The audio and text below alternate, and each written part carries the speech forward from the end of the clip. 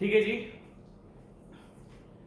तो हम लोग फाउंडेशन के कुछ क्वेश्चंस कर रहे थे और क्वेश्चन नंबर हम 17 पे आगे थे। शुरुआत में थोड़ा क्वेश्चन करने की स्पीड कम रहती है क्योंकि सारे कॉन्सेप्ट रिवाइज करने पड़ते हैं, और फिर हम जैसे कॉन्सेप्ट रिवाइज कर लेते हैं तो हमारे क्वेश्चन फटाफट हो जाते हैं। ठीक है, तो लास्ट क्वेश्चन नंबर 17 पे कल लेक्चर एक्चुअली में क्वेश्चन नंबर 17 डिस्कस कर चुका था, बट शायद लेक्चर थोड़ा सा कैंसिल हो गया था, मतलब थोड़ा कट हो गया था। ठीक है, एनीवेज क्वेश्चन नंबर 17 पढ़ो। The value of mobilize cohesion will be. अब देखो, वैसे तो इस क्वेश्चन में इसको पूरा लिखना चाहिए था कि तरजागी थ्योरी ने क्या मोबिलाइज कोहेजन को यूज करा था, क्योंकि एकदम से हम अगर क्वेश्चन ऐसे लिखा हुआ आ गया तो हमें स्ट्राइक नहीं होगा, क्योंकि तरजागी जी ने शुरुआत में जब अपनी थ्योरी को कंसीडर करा था तो उन्होंने स्ट्रिप फुटिंग और जनरल शियर फेलियर को कंसीडर करा था।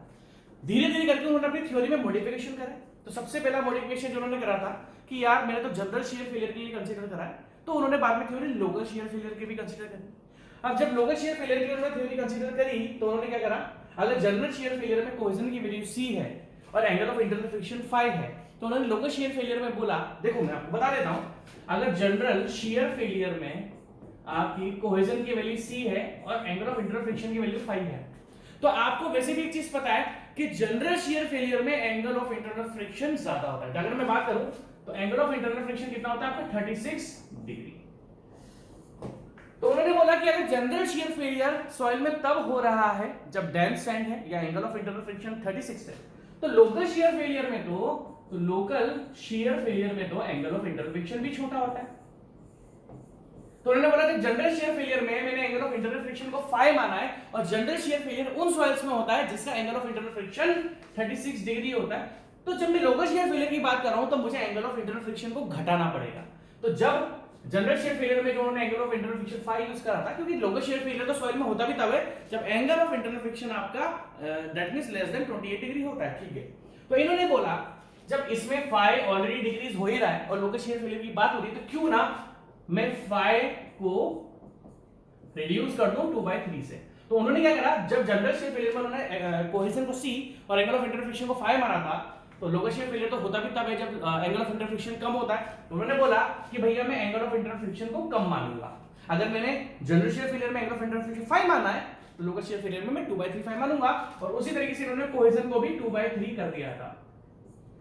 तो that means general shear failure से जब हम जनरल शियर फेलियर की हेल्प से हम लोकल शियर फेलियर के एंगल ऑफ इंटरनल फ्रिक्शन और कोहेजन की बात करते हैं तो वो 2/3 हो जाता है। तो that means the value of mobilised cohesion, अब इस क्वेश्चन को पूरा किस तरीके से लिखना चाहिए था, the value of mobilised cohesion according to Terzaghi theory in local shear failure is. पहली बात तो इनको मेंशन करना चाहिए था कि तरजागी थ्योरी है, कोई बात नहीं। दूसरा इनको मेंशन करना चाहिए था कि मैं लोकल शियर फेलियर की बात कर रहा हूं, उन्होंने नहीं लिखा बट हम लोगों को पता है। नेक्स्ट क्वेश्चन, ठीक है, इन स्टैंडर्ड पेनिट्रेशन टेस्ट। ठीक है जी, सबसे पहले हमने क्या करा था मैं आपको बता देता हूं, उसको थोड़ा मैं ऊपर ले जाता हूं। ठीक है, अगर मैं आपसे बात डिस्कस करूं, ध्यान से देखना भाई, मैंने आपको बेयरिंग कैपेसिटी के डिटरमिनेशन के पहले तो मेथड पता है, तरजागी बताया, मेयर ऑफ थ्योरी बताया, स्कैम्पटम बताया, हमने बहुत सारी थ्योरी, वो एनालिटिकल मेथड्स होते हैं।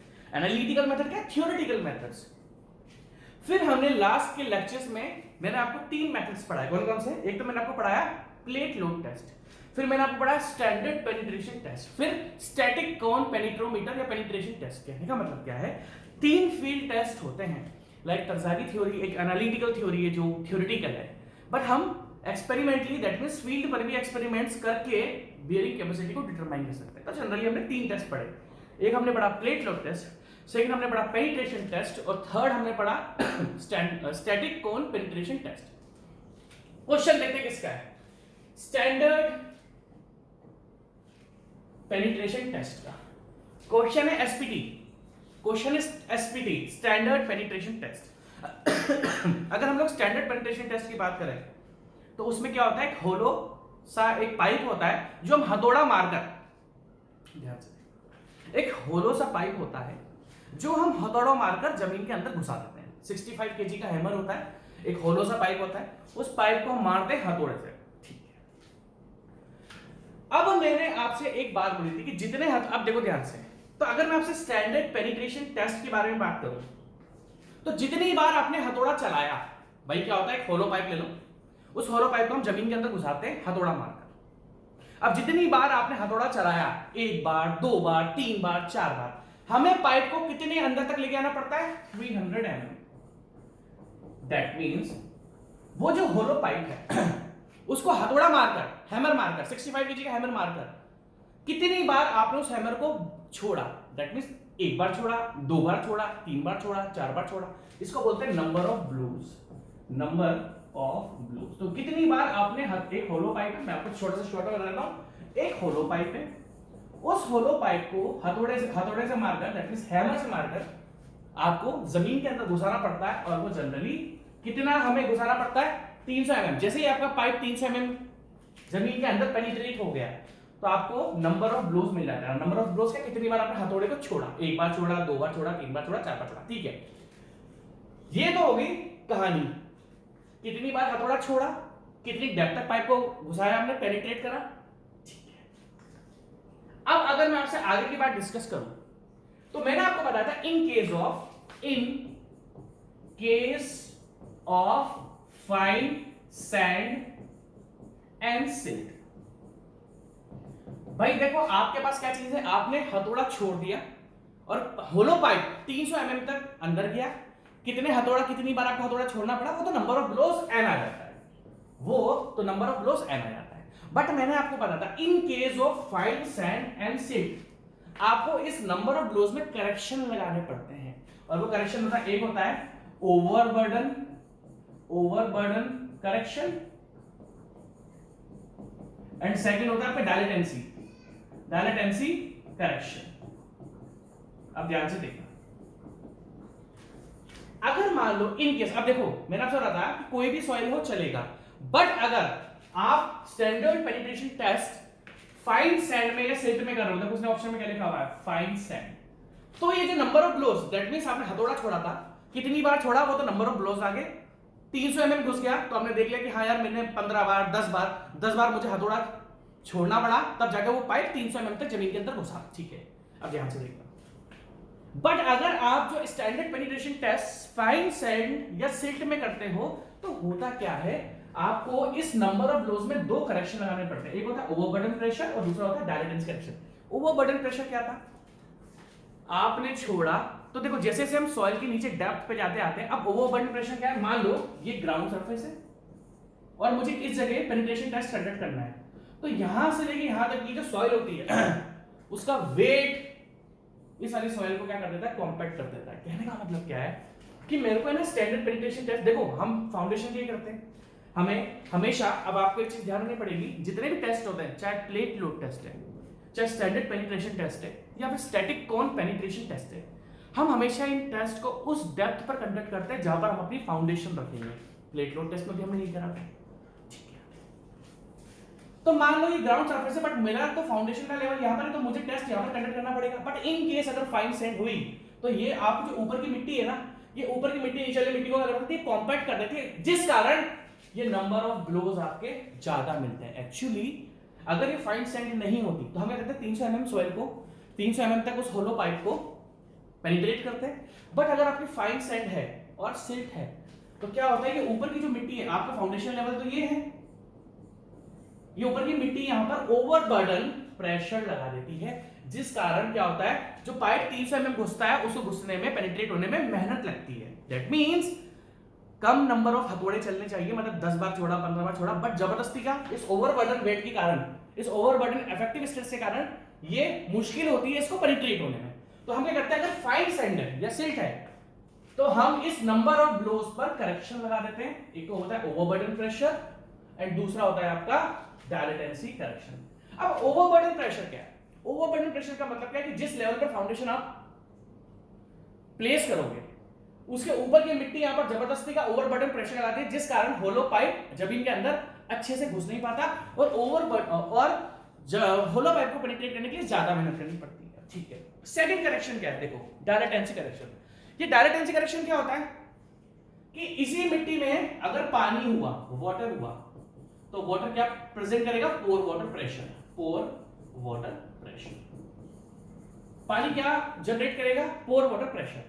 तो पोर वाटर प्रेशर भी क्या करता है? रेजिस्टेंस डेवलप करता है, जिस कारण जो होलो पाइप हमें जमीन के अंदर पेनिट्रेट करना पड़ता है हम इजीली नहीं कर पाते। तो क्या हुआ, मैं आपको शॉर्ट में बता देता हूं। भाई हमने स्टैंडर्ड पेनिट्रेशन टेस्ट करा, अगर कोई भी सैंड होती या क्ले होती हमें दिक्कत नहीं थी, हम उसको 300 mm हॉलो पाइप को जमीन के अंदर घुसाते और जितने हथौड़ा आपको चलाना पड़ा, एक बार, दो बार, तीन बार, चार बार, उसी को हम क्या करते हैं, पेनिट्रेशन नंबर ऑफ ब्लोज लेते हैं और इन्हीं नंबर ऑफ ब्लोज से हम क्या करते हैं, एंगल ऑफ इंटरनल फ्रिक्शन को डिटरमाइन कर लेते हैं और एंगल ऑफ इंटरनल फ्रिक्शन से हम बियरिंग कैपेसिटी को डिटरमाइन कर लेते हैं। बट अगर फाइन सैंड है और सिल्ट है तो जिस लेवल का फाउंडेशन है, एक तो ये जो मिट्टी का वेट है ये यहाँ पर ओवर बर्डन प्रेशर लगाती है जिस कारण वो होलो पाइप अच्छे से घुस नहीं पाता। तो हमें जो भी नंबर ऑफ हथौड़ा मिलता है 300 mm को पेनिट्रेट करने में, हम उसमें करेक्शन अप्लाई करते हैं। तो पहला तो हो गया ओवर बर्डन प्रेशर। सेकंड होता है डायलेटेंसी करेक्शन। डायलेटेंसी करेक्शन क्या चीज है कि ये जो फाउंडेशन लेवल तो यहाँ पर है, ग्राउंड सरफेस यहाँ पर है, तो ये जो मिट्टी है जब आप फाउंडेशन रखोगे उसके ऊपर की, यहाँ पर पोर वाटर और इसके नीचे की मिट्टी जो है, अगर इसमें पानी आ गया, only in the case of fine sand and silt, तो यहां पर पानी पाइप को अच्छे से घुसने नहीं देता, इसलिए हमें डायलेटेंसी करेक्शन भी अप्लाई करना पड़ता है। तो डायलेट ओवर बर्डन प्रेशर की बात करें तो जो मिट्टी है ऊपर की वो पेनिट्रेट होने नहीं देती, और डायलेटेंसी जो पोर वाटर प्रेशर है वो भी रेजिस्टेंस डेवलप करता है, पाइप को अंदर घुसने नहीं देता। अब देखो इसने आपसे क्या बोला है, इसने आपसे यहां पर बात कर लिया भाई साहब वाटर टेबल की। वाटर टेबल से कौन सा करेक्शन आता है, देखो वाटर टेबल की बात कर ली। अब देखो in standard penetration test give the average below of count, जो आपको एवरेज बिलो ऑफ काउंट मिले ना वो 32 मिले। आपको जो एवरेज बिलो ऑफ काउंट मिले वो कितने मिले, 32। मतलब 32 बार आपने हथौड़ा छोड़ा फाइन सैंड में, 32 बार आपने हथौड़ा छोड़ा, तब जाकर आपका 300 mm होलो पाइप पेनिट्रेट करा।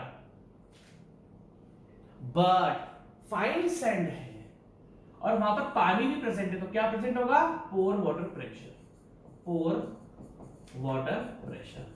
और अगर आपका पोर वाटर प्रेशर हुआ तो आपको जो नंबर ऑफ ब्लोज मिले 32, आपको इसमें करेक्शन अप्लाई करना पड़ेगा। अब कौन कौन सा करेक्शन होता है, डायलेटेंसी करेक्शन, डायलेटेंसी करेक्शन।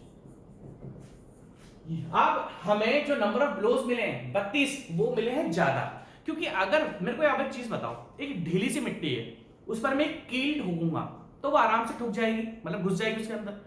बट अगर एक बहुत ही ऐसी मिट्टी है, डेंस है, स्टिफ है, जो रेजिस्टेंस दे रही है, तो मैं देखो मैं आपसे सिंपल सी बात बताता हूं, लकड़ी के अंदर कील को घुसाओगे तो लकड़ी के अंदर कील घुस जाती है। कंक्रीट के अंदर कील घुसा के देखिए कभी, नहीं घुसती है। कंक्रीट के अंदर कील घुसानी है ना तो बहुत मेहनत करनी पड़ती है।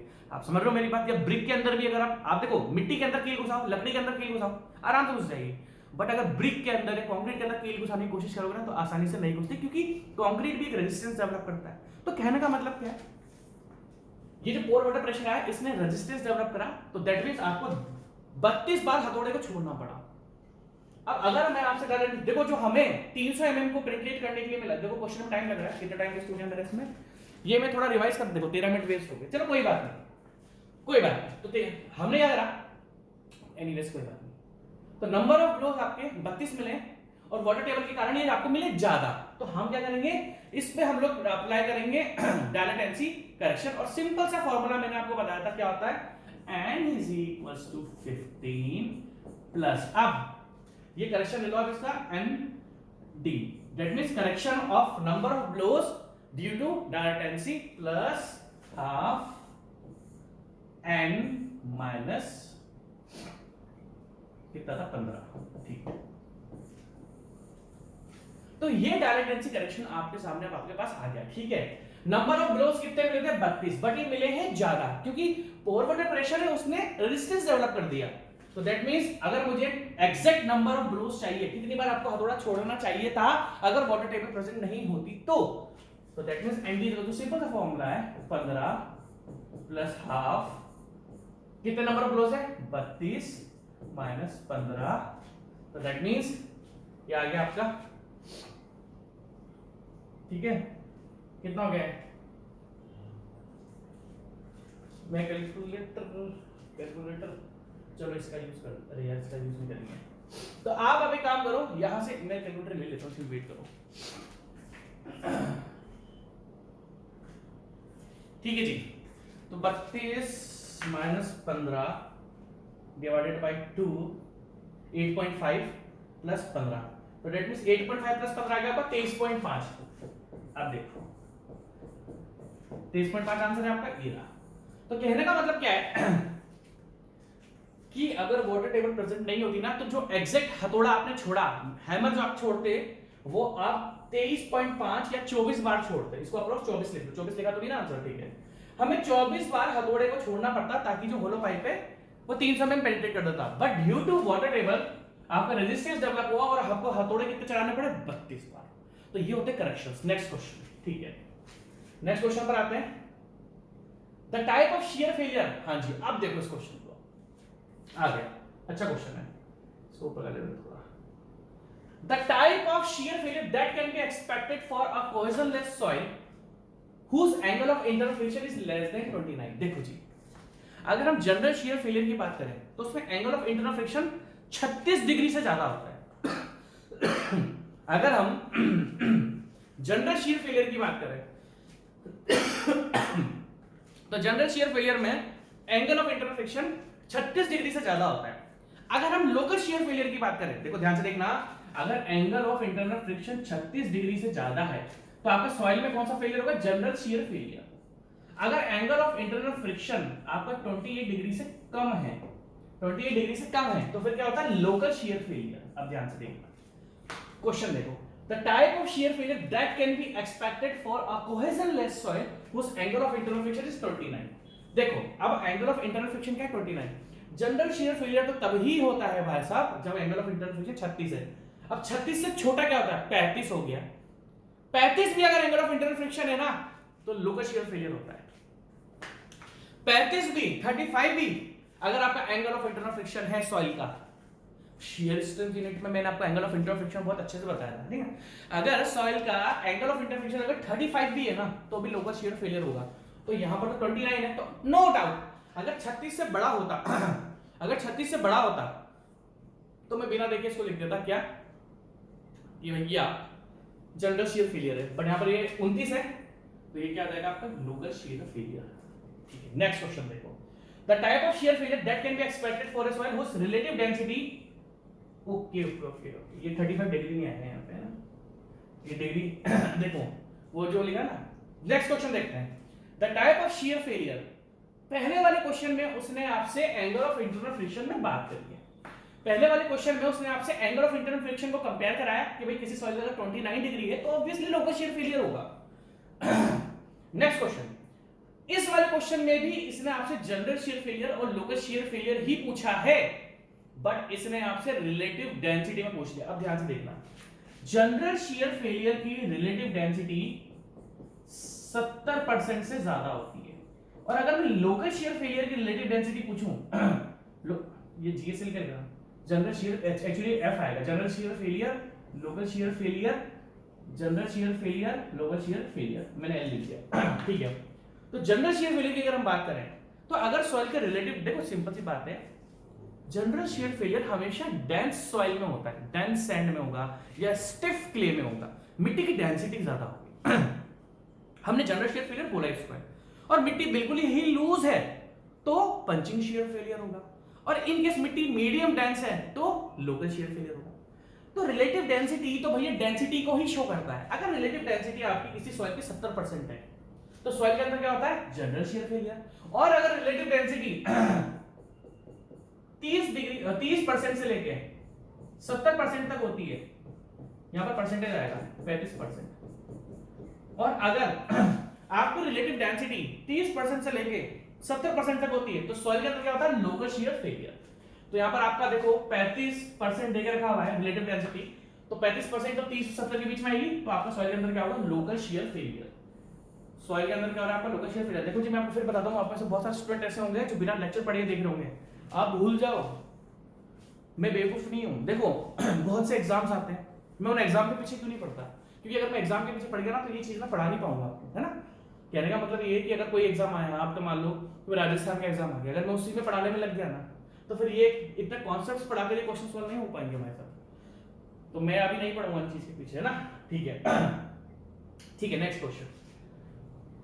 नेक्स्ट क्वेश्चन की अगर हम बात करें, देखो the type of shear failure that can be expected. अब ध्यान से देखना, पहले वाले क्वेश्चन में जो शियर फेलियर के बारे में उसने पूछा था, पहले वाले लेक्चर में पहले वाले क्वेश्चन में जो उसने आपसे shear failure के बारे में पूछा था, उसने आपसे पूछा in terms of relative density. इससे पहले वाला जो क्वेश्चन था इन टर्म्स ऑफ आपने रिलेटिव डेंसिटी shear failure को बताया, ठीक है। उससे भी पहले जो क्वेश्चन था उसमें एंगल ऑफ इंटरसेक्शन। अब इस क्वेश्चन में इसने shear failure पूछा है on the basis of the type of shear failure that can be expected whose void ratio। सबसे पहला क्वेश्चन में जो हमने shear failure बताया वो in terms of angle of internal friction बताया। फिर उसके नेक्स्ट क्वेश्चन दैट मीन इससे पहला क्वेश्चन 20 नंबर क्वेश्चन में जो हमने shear failure बताया हमने on the basis of relative density बताया। अब इसने आपसे shear failure, ये बहुत अच्छे क्वेश्चंस हैं, मैं आपको बता रहा हूं एसएससी जेईई आईईएस ये सारे क्वेश्चन मिलते हैं आपको सारे। ये इस टाइप के क्वेश्चन है जो एसएससी जेईई में भी आएंगे, असिस्टेंट इंजीनियर में भी आएंगे, आईईएस में भी आएंगे, गेट में शायद नहीं है, गेट में नहीं आते सिर्फ इजी क्वेश्चंस, ठीक है, बट आईईएस में आ सकते हैं, ठीक है। तो पहला वाला एंगल ऑफ इंटरसेक्शन पर था, उसके बाद वाला रिलेटिव डेंसिटी पे था। अब थर्ड वाला किसका दे दिया इन्होंने, थर्ड वाला आपको इसने दे दिया वॉइड रेशियो है। अब आपको ध्यान रखना है, अगर वॉइड रेशियो, हम वॉइड रेशियो का फॉर्मूला देखते हैं, E volume of voids upon volume of solids. भाई डेंस सॉइल में आपको रखना नहीं है, डेंस सॉइल का वॉइड्स कम होते हैं। अगर हमें इतना तो पता है कि general shear failure dense soil के अंदर होता है। अगर आपका general shear failure dense soil के अंदर है तो डेंस सॉइल में तो वॉइड्स कम होते हैं।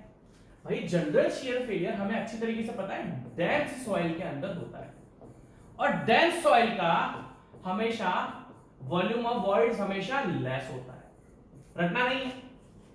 तो दैट मींस अगर जनरल शेयर फेलियर आपको करना है, अगर सॉइल के अंदर जनरल शेयर फेलियर होगा तो सॉइल का वॉइड रेशियो हमेशा कम होगा। क्यों? क्योंकि भाई जो सॉइल डेंस होती है उसमें दो पार्टिकल के बीच का गैप कम होता है, इसी को हम डेंसिटी बोलते हैं। हम अगर कंपेयर करें किसी एक मटेरियल की डेंसिटी ज्यादा है, किसी एक मटेरियल की डेंसिटी कम है, तो जिसकी डेंसिटी ज्यादा है दैट मींस उसके दो पार्टिकल का बीच का गैप बहुत कम है। तो जनरल शेयर फेलियर में तो डेंस सॉइल है तो दैट मींस उसका वॉइड रेशियो क्या होगा, कम। तो ध्यान रखना है आपको चीज कि इन केस अगर आपका वॉइड रेशियो, इधर लिखता हूं, अगर वॉइड रेशियो लेस देन 0.55 है तो सॉइल के अंदर होता है जनरल शेयर फेलियर, और अगर सॉइल का वॉइड रेशियो बड़ा है ग्रेटर देन 0.75 तो आपके सॉइल के अंदर होता है लोकल शेयर फेलियर। देखो वॉइड रेशियो की वैल्यू हमेशा कब बढ़ेगी, वॉइड रेशियो की वैल्यू हमेशा तब बढ़ेगी जब आपका वॉल्यूम ऑफ वॉइड ज्यादा होगा। वॉल्यूम ऑफ वॉइड हमेशा लूज सॉइल में ज्यादा होता है, तो volume of void loose soil में ज्यादा होता है। तो देखो हमारे यहाँ पर जनरल शेयर फेलियर में सॉइल तो डेंस है तो वॉल्यूम ऑफ वॉइड्स कम होंगे, और वॉल्यूम ऑफ वॉइड्स कम होंगे तो वॉइड रेशियो भी कम होगा। तो आपको याद रखना है कि जिस सॉइल का वॉइड रेशियो 0.55 से कम होगा उसमें जनरल शेयर फेलियर होता है, और जिस सॉइल का वॉइड रेशियो 0.75 से बड़ा होता है उसमें लोकल शेयर फेलियर होता है। अब इसने क्वेश्चन में क्या पूछा है, type of shear failure that can be expected whose void ratio is less than 0.55। देखो वॉइड रेशियो 0.55 से लेस अगर वॉइड रेशियो 0.55 से लेस है दैट मींस सॉइल डेंस है, और डेंस सॉइल में कौन सा फेलियर होता है, ऑलवेज जनरल शेयर फेलियर। लिखो इसको यार, मुझे पानी पी लो, इससे गला मेरा खराब हो रहा है ज्यादा ही। तो आप लिख लिया होगा क्वेश्चन, ये थोड़ा लिख लो, इंपॉर्टेंट है क्योंकि इस टाइप के क्वेश्चन बहुत ही ज्यादा आते हैं और हर टाइप के एग्जाम में आपके पास आएंगे, ऐसा नहीं कि एक एग्जाम में आएंगे, ठीक है। मैं क्यों बोलता हूं कि आपका कोई सा भी एग्जाम कंडक्ट हो जाए, क्योंकि मैं सारे एग्जाम के क्वेश्चन कवर कर लेता हूं भाई, है ना। तो आपके जेईई की क्वेश्चन आने के चांसेस इस टाइप के क्वेश्चन में बहुत ज्यादा रहते हैं, ठीक है। Next question, question number 20। अब देखो, अब आएगा मजा। The value of reduction factors, जैसे रिडक्शन फैक्टर आ गए तो भाई साहब थ्योरी दी थी किसने, टैंक्स भाई साहब ने, किसने दी थी, टैंक्स, TENG। जैसे ही आ गया the value of reduction factor RW1 and RW2 when the water table is eight ground surface. अब ध्यान से देखना, जैसे ये RW1 और RW2 आते हैं, these are the water table correction factors और रिडक्शन फैक्टर्स। क्या होता है रिडक्शन फैक्टर? तरजागी जी ने जब थ्योरी दी थी जब तरजागी जी ने थ्योरी दी थी,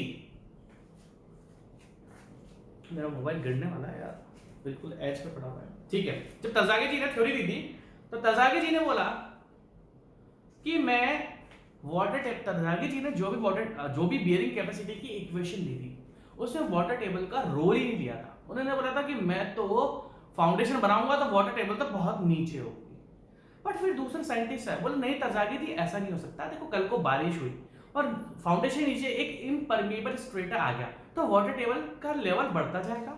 और ये भी हो सकता है भाई क्या होता है कि सर देखो सरदागी जी आपने फाउंडेशन बनाई, ये इसका ग्राउंड सरफेस है, ग्राउंड लेवल है, तो तरजागी जी ने क्या करा था, वाटर टेबल को कंसीडर ही नहीं करा था। बाद में टैंक्स भाई साहब बोले नहीं तरजागी जी ऐसा नहीं है, मान लो कल को बारिश हुई और यहां पर कोई भी इम्परमिएबल स्ट्रेटा हो गया, मतलब पानी नीचे नहीं सकता, तो बारिश होते होते पानी ऊपर की तरफ बढ़ता रहेगा तो वाटर टेबल का राइज हो जाएगा। अब क्वेश्चन देखना तो तरजागी जी की थ्योरी को मॉडिफाई करा टैंक्स भाई साहब ने। टैंक्स ने बोला कि मैं आपको दो करेक्शन फैक्टर दे रहा हूं, एक मैं दे रहा हूं Rw1 और मैं आपको दे रहा हूं Rw2, कि अगर वाटर टेबल ऊपर बढ़ भी गई, वाटर टेबल ऊपर बढ़ भी गई तो आपकी बियरिंग कैपेसिटी परफेक्ट आएगी तरजागी जी। तो टैंक्स महोदय ने क्या करा, करेक्शन फैक्टर्स दिए। Rw1 किस लिए था, इस वाले पोर्शन दिए, और Rw किस लिए था, इस वाले पोर्शन दिए। अभी इस वाला पोर्शन है, उस वाला पोर्शन क्या है मैं आपको बताता हूं। ग्राउंड लेवल से डेप्थ ऑफ फाउंडेशन तक जो फैक्टर उन्होंने दिया वो दिया उन्होंने Rw1, और बेस ऑफ फाउंडेशन से देखो फाउंडेशन की विड्थ कितनी है b, तो बेस ऑफ फाउंडेशन से b डेप्थ तक जो उन्होंने करेक्शन दिया वो दिया आपका Rw2। अब हम बात करते हैं Rw1 क्या है, Rw2 क्या है। तो Rw1 जो आपका करेक्शन फैक्टर है वो क्या है 0.5 1 प्लस, अब देखो ऊपर वाला पोर्शन है height of water upon depth of foundation. Rw1 तो आपका ये, अभी आप बोलोगे सर हाइट ऑफ वाटर क्या है, मैं आपको बता देता हूं। ग्राउंड लेवल से ये वाटर टेबल की डेप्थ, ग्राउंड लेवल से वाटर टेबल की डेप्थ, ठीक है, ये हाइट ऑफ वाटर होता है, ठीक है। यहां से लेके यहां तक की जो भी जितने भी पानी वाटर टेबल है वो आपकी ground of height of water होगी, ठीक है। और Rw किस लिए था, below the base of foundation. तो अगर हम Rw2 की बात करें तो Rw2 क्या होता है, Rw2 आपके पास है 0.5 1 प्लस, अब देखो बेस ऑफ फाउंडेशन से अगर वाटर टेबल की हम डेप्थ लेते हैं तो हमने ले लिया डेप्थ ऑफ वाटर अपॉन में बेस ऑफ फाउंडेशन। ये दो करेक्शन फैक्टर टैंक्स महोदय ने दिए, बेस से फाउंडेशन की बेस से ऊपर का Rw1 और फाउंडेशन के नीचे का Rw2। Rw1 क्या है देखो 0.5 1 प्लस, ये ग्राउंड लेवल से पानी की जो हाइट है वो HW df, और अगर बेस से जो पानी की डेप्थ है वो dw, और कितनी डेप्थ है b डेप्थ है। अब ध्यान से देखना, मैं इन सबको मिटा रहा हूं। अब चलो क्वेश्चन देखते हैं।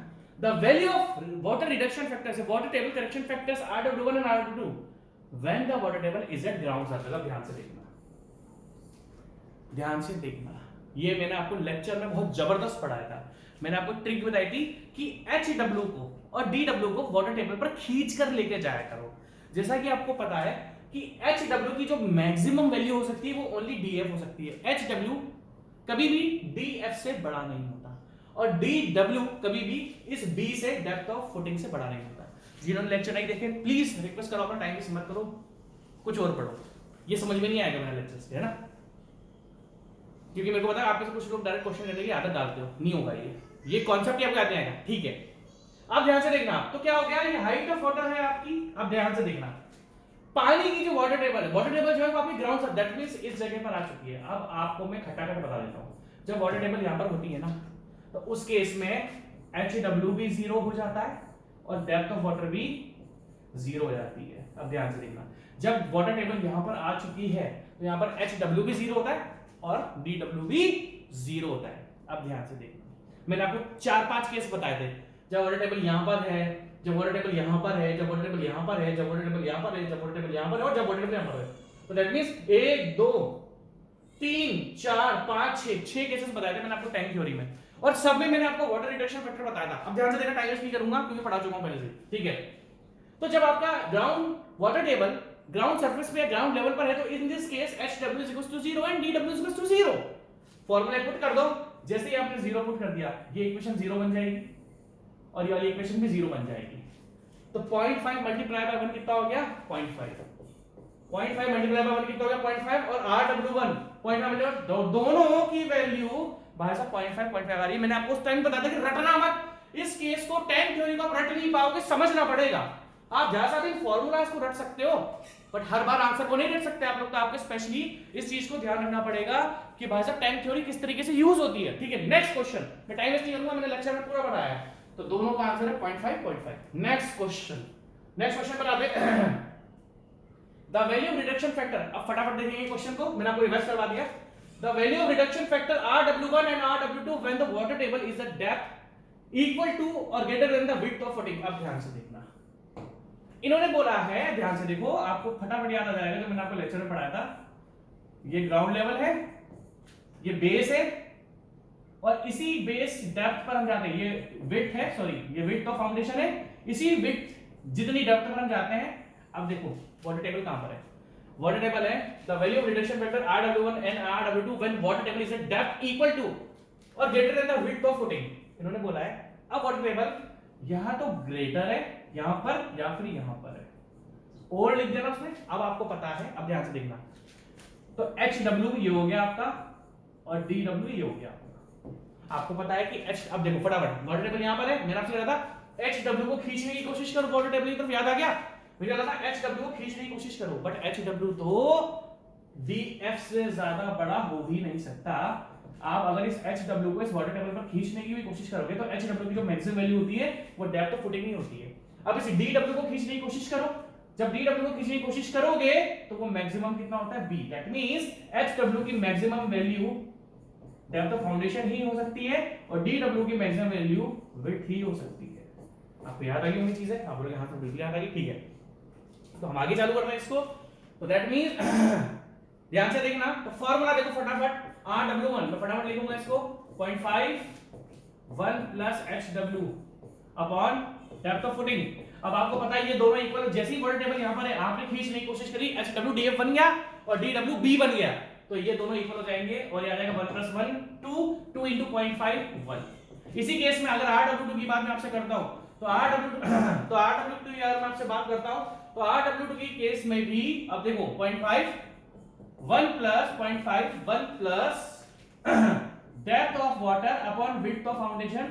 जब वाटर टेबल यहां पर है आपने डेप्थ ऑफ वाटर को खींचने की कोशिश करा, फिर बोल रहा हूं बिना लेक्चर के मत पढ़ना, कुछ समझ में नहीं आएगा।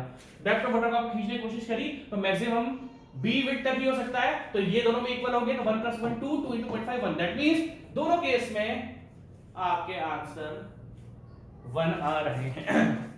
दोनों केस में आपके आंसर 1 आ रहे हैं। मैं उन सारे एक्सपर्ट से रिक्वेस्ट कर रहा हूं जो आप एक्सपर्ट हो ना, तो बिना लेक्चर पे क्वेश्चन सॉल्व करते मत करना, कुछ भी समझ में नहीं आएगा। ठीक है, next question, the value of reduction factor, क्योंकि ये क्वेश्चन आ जाओ जी, the value of reduction factor. अब आपको अच्छी तरीके से पता है, एक सेकंड इसको ऊपर ले जाते हैं थोड़ा सा ना, इसको ऊपर ले जाते हैं, ठीक है। The value of reduction factor Rw1 and Rw2 when the water table, अब देखो वाटर टेबल कहां है फटाफट बताऊंगा,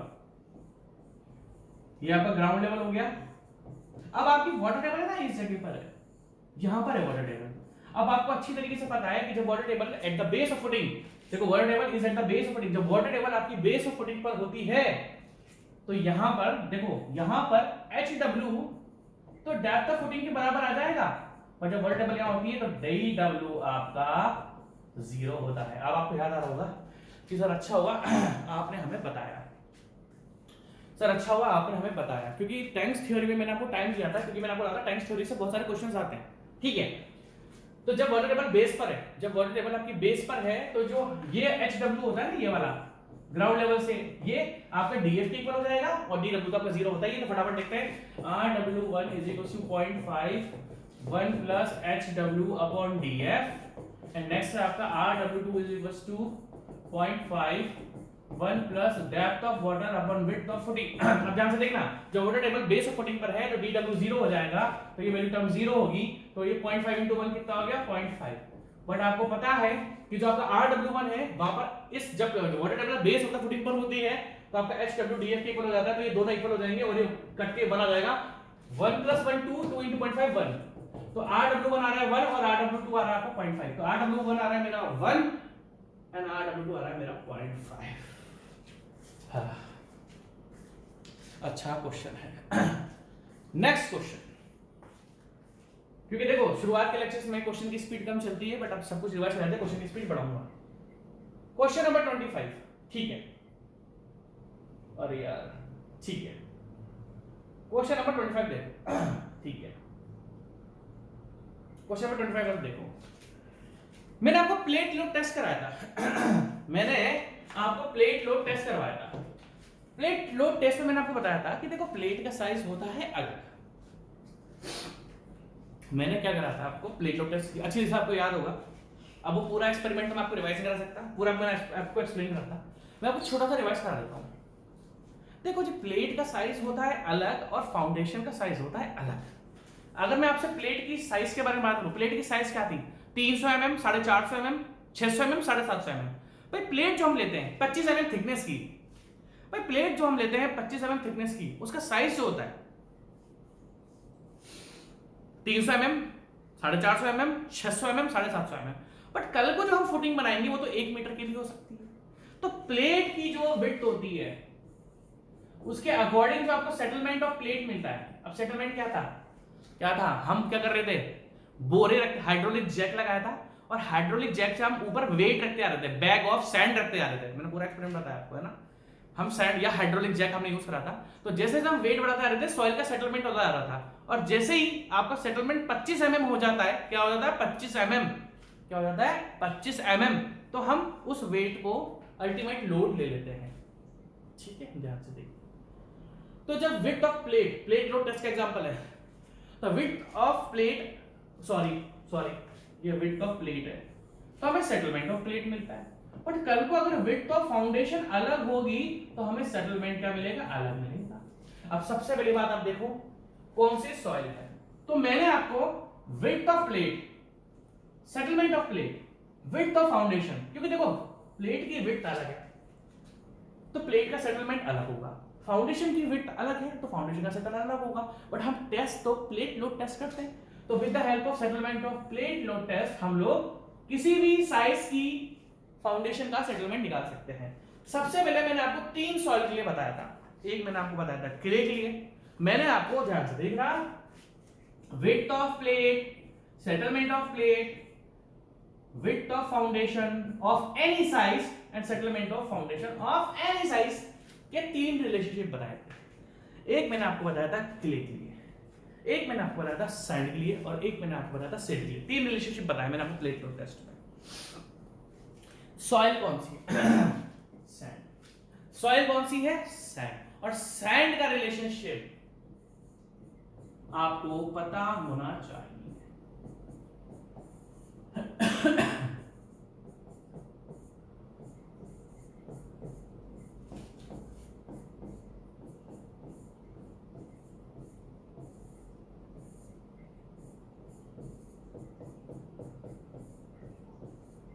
लो जी, सैंड के लिए सेटलमेंट ऑफ प्लेट और सेटलमेंट ऑफ फाउंडेशन का रिलेशनशिप ये होता है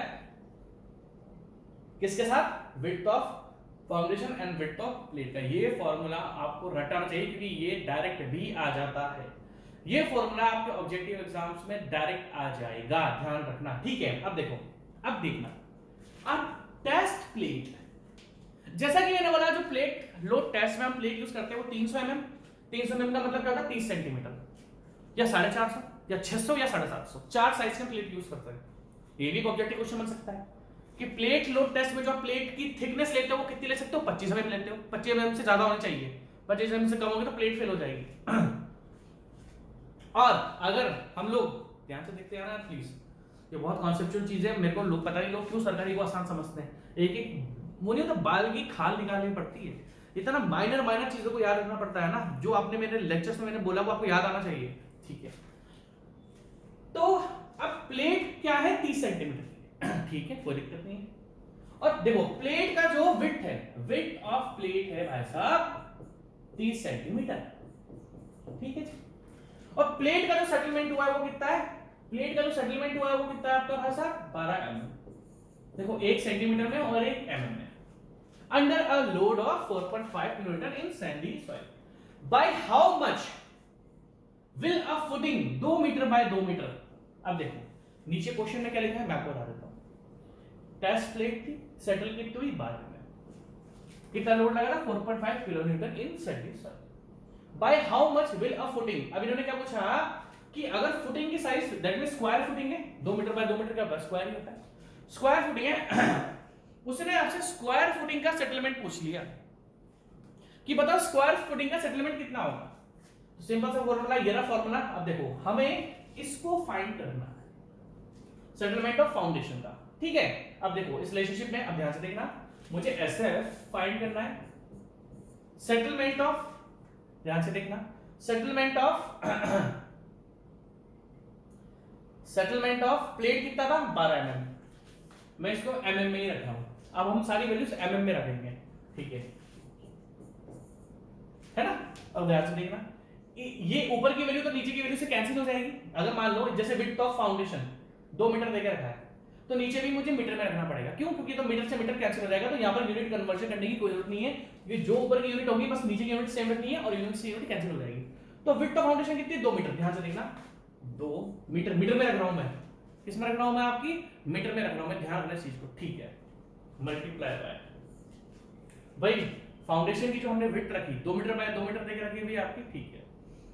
अब width of plate, width of plate आपकी सेंटीमीटर में देकर रखी हुई है, आपको इसको किस में कन्वर्ट करना पड़ेगा? मीटर में, क्योंकि यहाँ पर विड्थ मैंने मीटर में रखी है। तो विड्थ ऑफ प्लेट, अगर विड्थ ऑफ फाउंडेशन मैंने मीटर में रखी तो विड्थ ऑफ प्लेट मुझे मीटर में रखनी पड़ेगी। 30 को मीटर डिवाइड करने से क्या है, 100 से डिवाइड कर दो, 0.3 प्लस 0.3, ठीक है। अब क्या करते हैं, विड्थ ऑफ प्लेट कितनी है? अगर हम लोग विड्थ ऑफ प्लेट की बात करते हैं तो विड्थ ऑफ प्लेट तो भैया हमारी 0.3 थी, सेंटीमीटर को मीटर में कन्वर्ट करा। और विड्थ ऑफ फाउंडेशन क्या है आपके पास? विड्थ ऑफ फाउंडेशन है 2 मीटर, तो 2 प्लस 0.3। अब इसको कुछ कन्वर्जन करने की जरूरत नहीं, क्योंकि ऊपर की यूनिट और नीचे की यूनिट हमने बराबर कर दी, यूनिट से यूनिट कैंसिल हो जाएगी और राइट हैंड साइड वाली टर्म यूनिट लेस बन जाएगी। तो जो भी वैल्यू है 12 से मल्टीप्लाई कर लो, आपका mm में ही आंसर आएगा। और भूल मत जाना भाई साहब 12, ठीक है, सॉरी 2 का स्क्वायर। तो आप सॉल्व कर लेता हूं 2 multiply by 0.6, 2 multiply by 0.6 which is equals to 1.2, यार ये 1.2 divided by 2.3 multiply by 0.3, 2.3 multiply by 0.3 which is equals to 0.69, 0.69 और इनका स्क्वायर है ना। हड़बड़ी नहीं करूंगा, 2 मल्टीप्लाई बाय 0.6 1.2 बिल्कुल ठीक है, और 2.3 multiply by 0.3 which is equals to 1.69 बिल्कुल ठीक है। अब 1.2 को डिवाइड कर दो 0.69 से, 1.2 को डिवाइड कर दो 0.69 से, वो आ रहा है आपका 1.739, स्क्वायर मार दो आ रहा है 3.024 और मल्टीप्लाई कर दो 12 से, आपका आ रहा है 36.29, 36.29 मेरा आंसर आ रहा है। पहले आप इसको लिख लो, पहले आप इसको लिख लो पूरा पूरा, वरना ये क्वेश्चन बहुत इंपॉर्टेंट है, ध्यान रखना।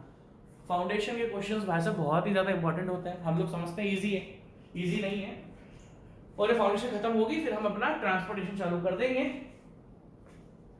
एक ट्रांसपोर्टेशन ये सब्जेक्ट बचा है जो मैंने अभी तक पढ़ाया नहीं है ना, ना स्टेज 1 में, बाकी तो मैंने सारे ले लिए, सारे ले लिए, बस ये बच रहा है आपका ट्रांसपोर्टेशन। उसके बाद सारे के सारे सब्जेक्ट जो मैं 9 सब्जेक्ट पढ़ाता हूँ, 9 सब्जेक्ट आपके आ जाएंगे। देखो एनवायरमेंट एस्टिमेशन में पढ़ाता नहीं, बाकी रिमेनिंग सारे सब्जेक्ट में पढ़ाता हूँ, है ना। एनवायरमेंट एस्टिमेशन में कभी नहीं पढ़ाता, ठीक है, पढ़ाऊंगा बट अभी 4-5 साल बाद पढ़ाऊंगा, है ना।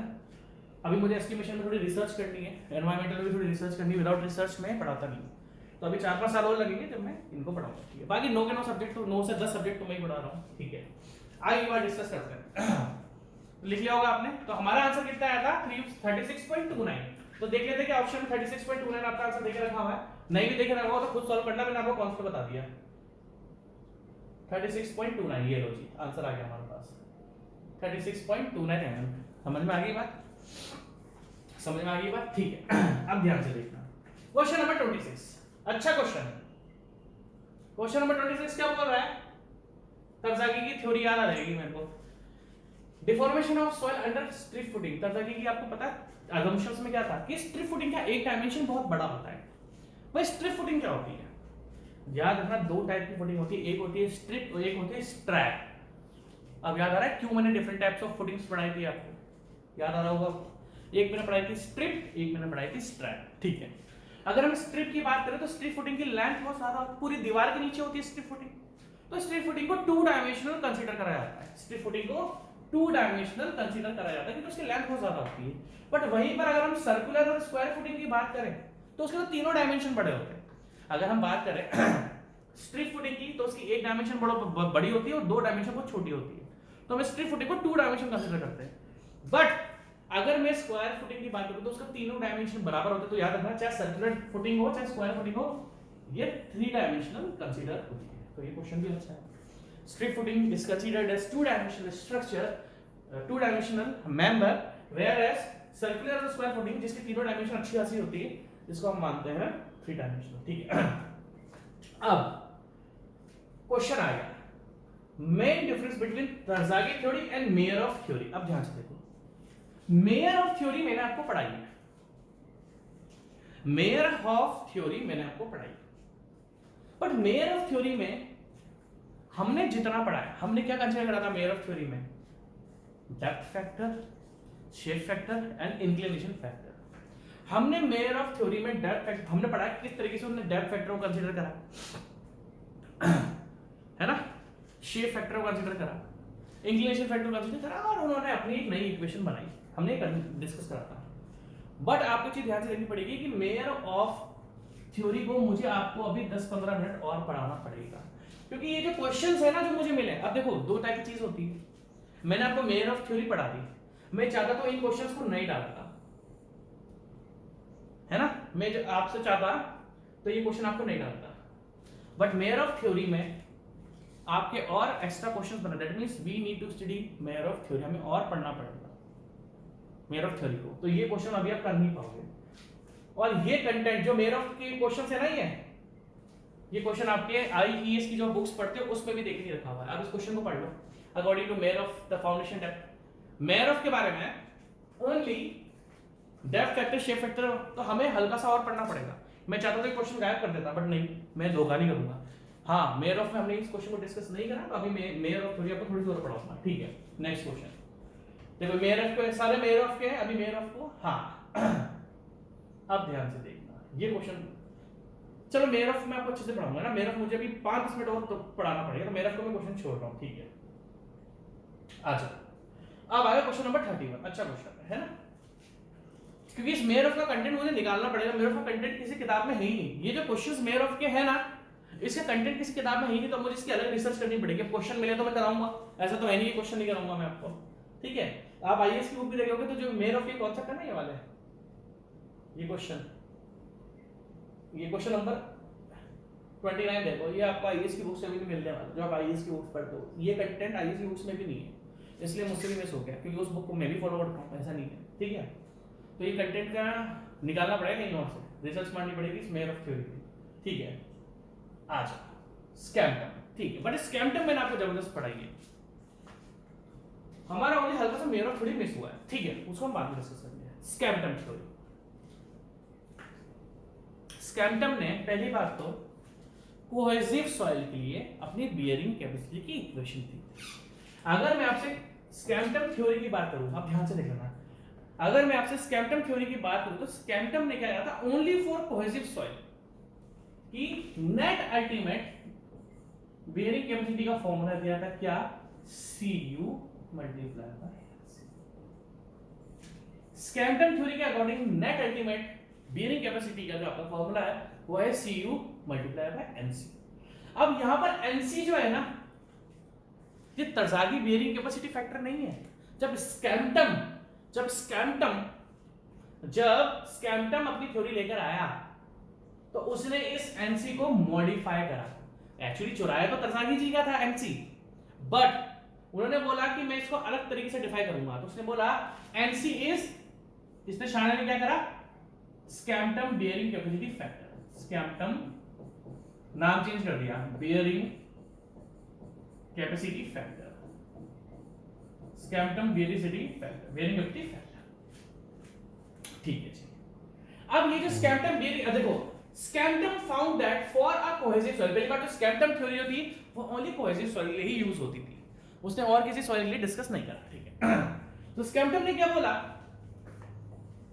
मैं आपका नेट अल्टीमेट बियरिंग कैपेसिटी का फॉर्मूला दूंगा, कोहेजन मल्टीप्लाई बाय Nc, और ये आपको कोहेजन पता है ना, ये कहां से फाइंड करते हो, अनकन्फाइंड कंप्रेशन टेस्ट से, मैंने आपको सब बताया था लेक्चर्स में। ये Cu कहां से डिटरमाइन होता है, अनकन्फाइंड कंप्रेशन टेस्ट। ठीक है, अब मैं रिवाइज नहीं कराऊंगा, बहुत पढ़ा दिया। ठीक है, और ये जो स्कैम्पटन बियरिंग कैपेसिटी फैक्टर है ये डिपेंड होता है डीएफ बाय बी के रेशियो पर। तो एक क्वेश्चन ये भी बन सकता है, जो स्कैम्पटन बियरिंग कैपेसिटी फैक्टर होता है एक्चुअली था तो तरजागी, पर तरजागी का स्कैम्पटन ने चेंज कर दिया था। पुराने जमाने से चला आ रहा है, आज भी चलता है, चेंज होती रहती चीजें। मुझे भी लोग कॉपी करते हैं, थोड़ा चेंज करके चलता है, कोई दिक्कत नहीं है। मैं कभी किसी को कॉपी नहीं करता। कभी आप बोल नहीं सकते सर आपने उनकी कॉपी करी है। कॉपी क्या करना है यार, बनो ऐसा कि लोग आपको कॉपी करें, है ना। आप कॉपी करने में मजा नहीं आता यार, कॉपी कभी नहीं करता मैं, करना नहीं चाहिए। कॉपी पाप होता है, मेरे अकॉर्डिंग तो कॉपी पाप है, ठीक है। तो अगर हम इसकी बात करें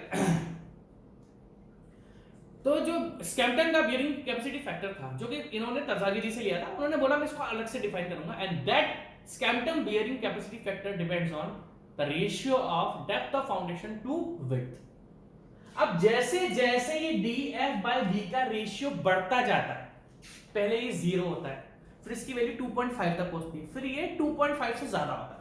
तो जैसे जैसे df by v की वैल्यू बढ़ती जाती है, वैसे वैसे that means df by v increases, bearing capacity factor increases. This Skempton bearing capacity factor depends on df by v. जैसे जैसे df by v की वैल्यू बढ़ती जाती है, ये आपका बढ़ता रहता है, सिंपल सी बात है। जैसे अगर मैं आपसे एग्जांपल भी थोड़ा बहुत लूं तो आपको पता होगा जब df by b का रेशियो कितना होता है आपका 0 होता है ग्राउंड लेवल पे, तो फॉर स्ट्रिप ये 5 होता है। समझने की कोशिश करो, जब df by b का रेशियो आपका 0 होता है, मतलब आपकी फुटिंग बिल्कुल ग्राउंड लेवल पर ही है, तो आपका nc की वैल्यू कितनी होती है 5 होती है फॉर स्ट्रिप फुटिंग। बट अगर df by b का रेशियो सब लिखा हुआ है आपके नोट्स में लिख लेना, बट अगर आपका df by b का रेशियो 2.5 से बड़ा है तो nc आपका कितना आ जाता है 7.5। तो देखो यहां पर df by b का रेशियो 0 था और यहां पर df by b का रेशियो 2.5 से बड़ा था, बराबर था। तो जैसे df by b का रेशियो बढ़ गया, स्कैम्पटन बियरिंग कैपेसिटी फैक्टर की value, Skempton bearing capacity factor की वैल्यू भी बढ़ गई। अब क्वेश्चन देखो, Skempton found that for a cohesive soil, पहली बात तो स्कैम्पटन ने ओनली कोहेसिव सॉइल के लिए थ्योरी दी थी।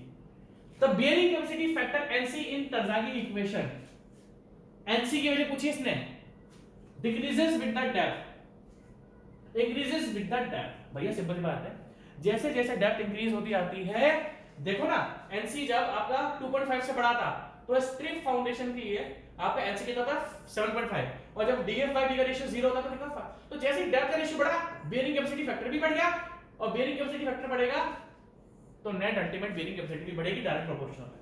So that means increases with the depth. Increases with the depth. Next question.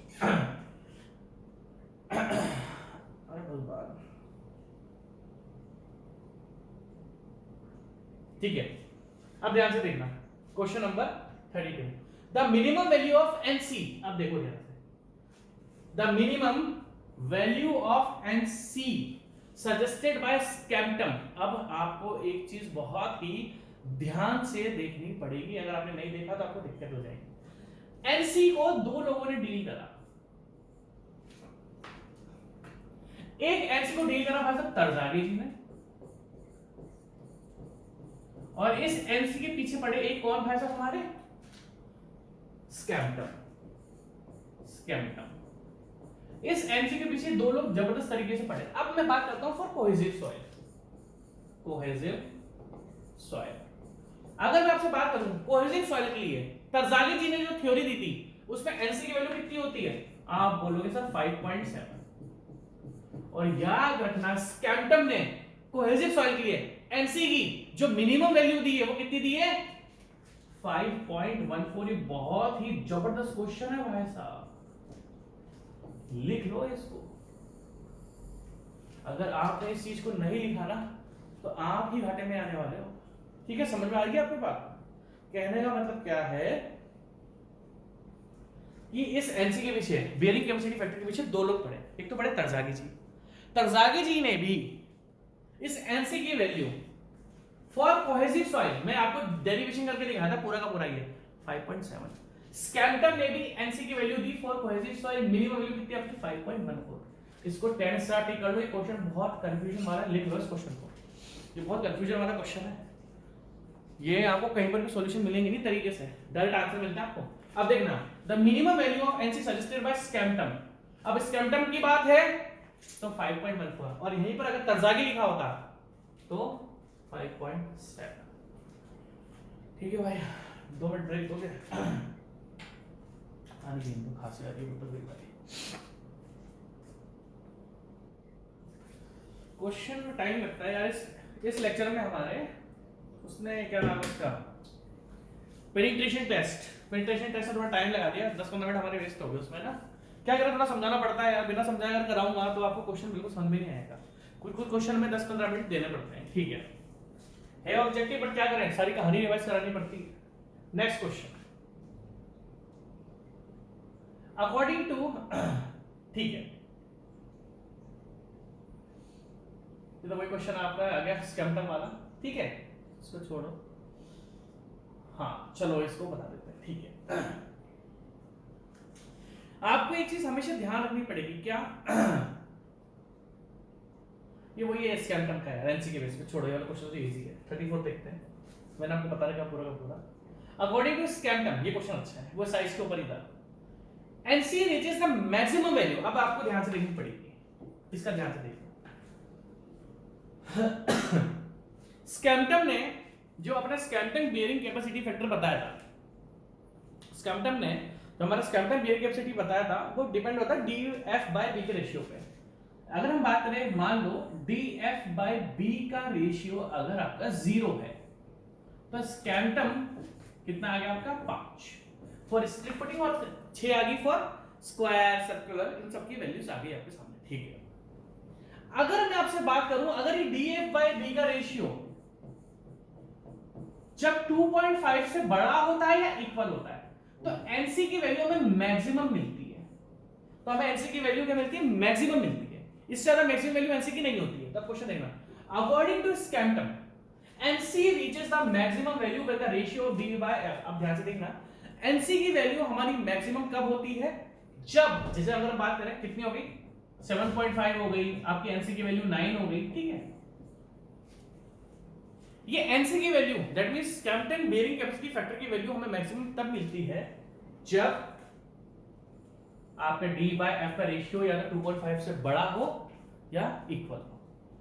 तो इसलिए ये पूछा है कि एनसी की वैल्यू सबसे ज्यादा मैक्सिमम कब होती है। अब देखो 2.5 तो मैंने ऑप्शन में कहीं दे दिया था, बट क्या लिखा हुआ है ग्रेटर देन 2, तो 2.5 2 से बड़ा ही होता है, तो आपको सी ऑप्शन टिक करना पड़ेगा, ठीक है भाई।